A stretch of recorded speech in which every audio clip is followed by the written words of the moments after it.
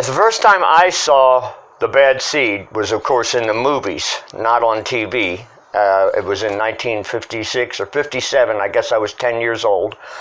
And I saw it at the Ideal, and it had an incredible impact on me. It was a movie that I didn't forget very easily because it was a comedy about badness, about evil, a comedy about evil, about somebody who is all the way evil. The Bad Seed is a strange film. It deals with eugenics and the McCarthy era figures into the whole formula. The thing is that the genetics, the eugenics, the whole thing it depends on eugenics because they're supposing that Rhoda is a monster, has gotten her genes from a serial killer, and so therefore she is a serial killer, and the behaviors that she's exhibiting are the behaviors of a serial killer. The Bad Seed's based on a book by William March, 1954. Then it went to Broadway in 56. Maxwell Anderson directed it, and that's where the ensemble cast was assembled that stayed through the movie. In 1956, Mervyn LeRoy made the film, and he had a little bit of trouble with the Breen office because of the ending. Of course, it was really unprecedented for a child murderer, and then it was even more unprecedented for the child murderer to get away with it, because in the book, she does. But the Breen office said no. Crime does not pay. So America, we interrupt this program with a Hollywood God ending, and we're going to strike this child with lightning. And it's strange. I was thinking about victimhood, and you're thinking, well, this movie is designed to make you laugh about somebody being killed. Okay? Well, now with that, where are we going? So,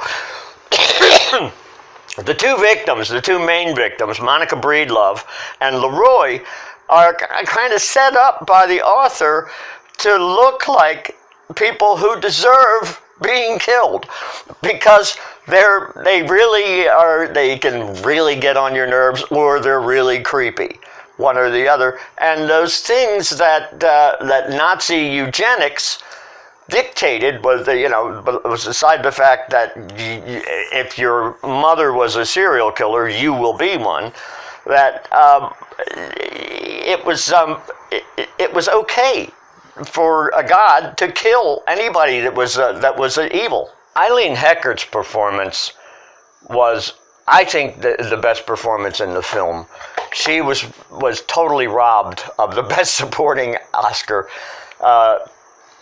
because when she enters as this drunken angel of truth, and drunkenness is supposed to loosen your inhibitions and allow the hidden truth to come out. Well, she comes in and blasts the truth all over these people in this drunken rage that's just hideous and pitiful at the same time, and heartbreaking, totally heartbreaking. And that's one of the things about film is that it movies, and it makes you cry the hardest you can cry and laugh the loudest you can laugh.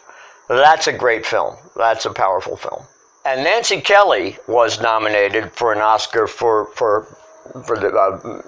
her weird, detached, neurotic performance as the killer's mother, and she, especially the thing that lives in my memory is the scene that she recounts finally when her father, the mystery writer, visits them, and a crime expert is there, and they're all wondering about what happened to Christine, the mother, when she was a baby, and she remembers. Now she's like being regressed, and she remembers they hypnotize her.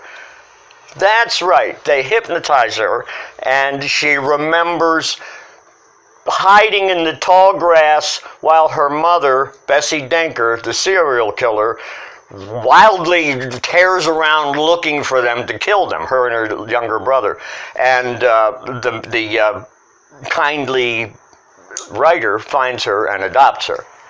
But the performance that she hands in, that's the peak of it. But through the entire movie, she's this hand-wringing, neurotic, crazed, obsessed with the child's behavior, with every tiny little aspect of the child's behavior, because she knows it harks back to this crazy thing that happened when she was a child that makes her daughter a serial killer. Henry Jones, the great veteran character actor, is the main victim, and his death is handled in a very, very shocking way.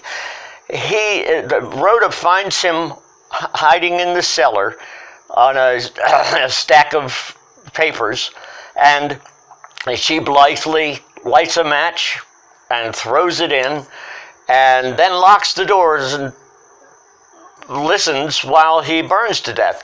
Well, his screams are heard by the people in the house, Monica and Christine, and they alert people, and they come out and they open this hideous scenes. We witness his immolation. Mervyn LeRoy has done this incredible thing where you see the thing happening on the faces of Monica and Christine. They open the doors, and Henry Jones bursts out on fire.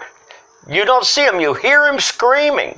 And you watch in this series of edits as they watch him struggling through the garden, falling and burning to death. And his screams stop, and my God, it's revolting, and it's very powerful cinema. That film, The Bad Seed, was at the head, the root of the genre of child killers that ends up with Chucky. You know, and that's an entire genre of horror film that grew from that one performance.